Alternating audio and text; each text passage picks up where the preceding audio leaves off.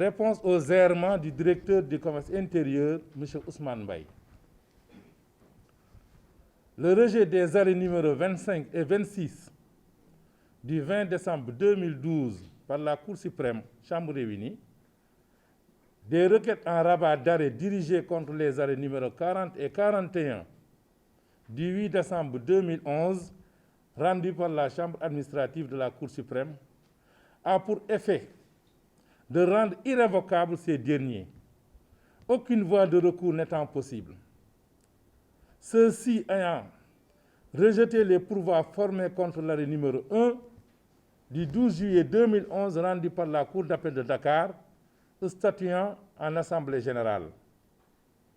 L'autorité de la chose jugée s'attache désormais au seul dispositif de cette décision. Celui-ci est ainsi conçu. Annule les résultats du premier tour de la sous-section établissement financier des élections de la Chambre de commerce, d'industrie et d'agriculture de Dakar, tenue le 1er août 2010. Annule le deuxième tour du scrutin des élections de la Chambre de commerce, d'industrie et d'agriculture de Dakar, tenue le 22 août 2010 dans son entièreté.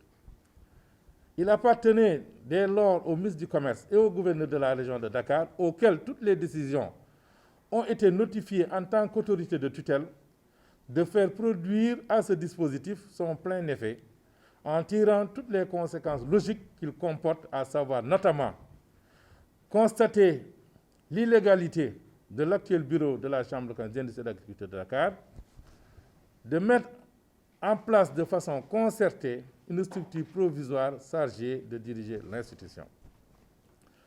Il reste entendu que le refus par l'autorité compétente ou même la simple abstention de donner effet à ce dispositif de l'arrêt de la Cour d'appel pour faire l'objet de toutes les voies de recours prévues par la loi, notamment un recours pour excès de pouvoir. Suite à l'annulation des 5 sous-sections sur les 9, aucune assemblée générale ne pouvait se tenir sans organiser au préalable des élections dans ces sous-sections annulées. La Chambre d'industrie et d'agriculture de Dakar, étant un établissement public à caractère professionnel, tous les fonds tirés des ponts bascules du port de Dakar et autres appuis reçus du Conseil sénégalais des chargeurs, de la subvention de l'État constituent des deniers publics.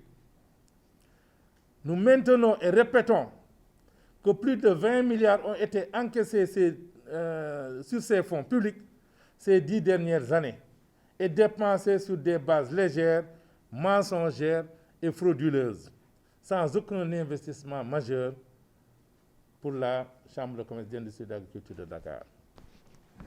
Nous avons tenu quand même à rétablir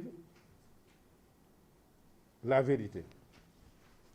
Parce que M. Ousmane Mbaye, directeur du commerce intérieur, est en train quand même de manière très grave d'induire en erreur tout un gouvernement, à commencer par son ministre de tutelle et les autorités gouvernementales, en premier, M. le Président de la République.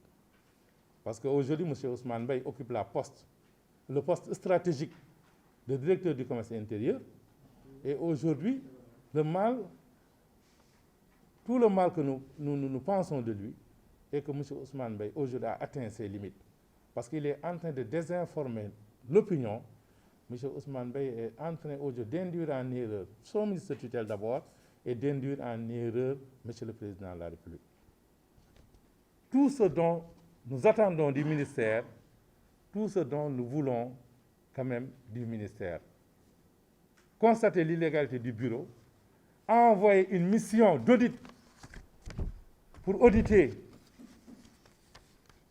les 3 dernières années